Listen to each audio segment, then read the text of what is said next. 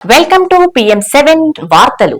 ప్రకృతికి మనం ఏదిస్తే అదే తిరిగిస్తుంది. మొక్కలు పెంచామనుకోండి, ప్రకృతికి మంచి వాతావరణం ఇస్తుంది.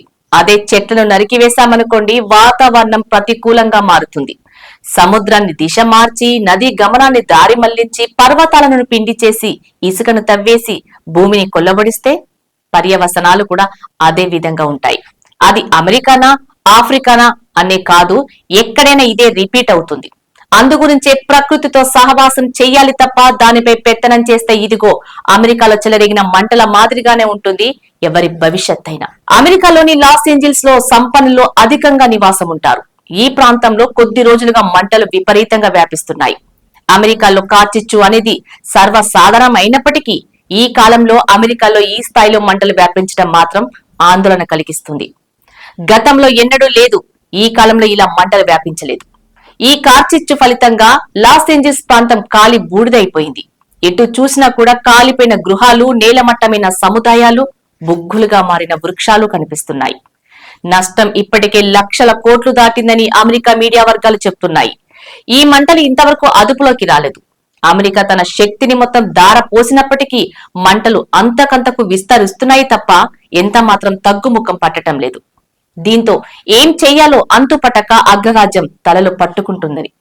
మన తెలంగాణలో Banjara hills, Jubilee hills, Manikonda, Madhapur ప్రాంతాల్లో శ్రీమంతులుంటారు. విలాసవంతమైన భవనాలలో నివాసం ఉంటారు. అమెరికాలోని లాస్ ఏంజిల్స్ ప్రాంతంలోనూ శ్రీమంతులు ఉంటారు.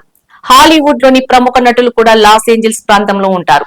ఈ ప్రాంతంలో విపరీతంగా మంటలు వ్యాపిస్తున్న నేపథ్యంలో హాలీవుడ్ ప్రముఖులు Paris Hilton, Billy Crystal, Adam Brody, James Woods లాంటి వారు గృహాలు కాలి బూడిదైపోయాయి. వీరు తమ గృహాలను అత్యంత విలాసవంతంగా నిర్మించుకున్నారు. సకల సౌకర్యాలను అందులో పొందుపరుచుకున్నారు. అయినప్పటికీ ఉపయోగం లేకుండా పోయింది. పైగా సెలబ్రిటీలకు అమెరికా సమాజంలో విపరీతమైన పేరుంది. అంతకు మించి డబ్బుంది.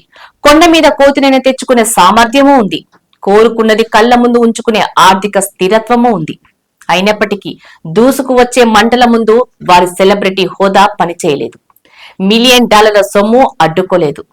డబ్బుందని విర్రవీగిన తనమూ ఆపలేదు.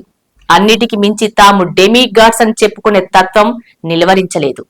స్థూలంగా చెప్పాలంటే ప్రకృతి అనేది మనకు అన్ని ఇచ్చింది. మనం మాత్రం దాని మీద పెత్తనం చేస్తున్నాం.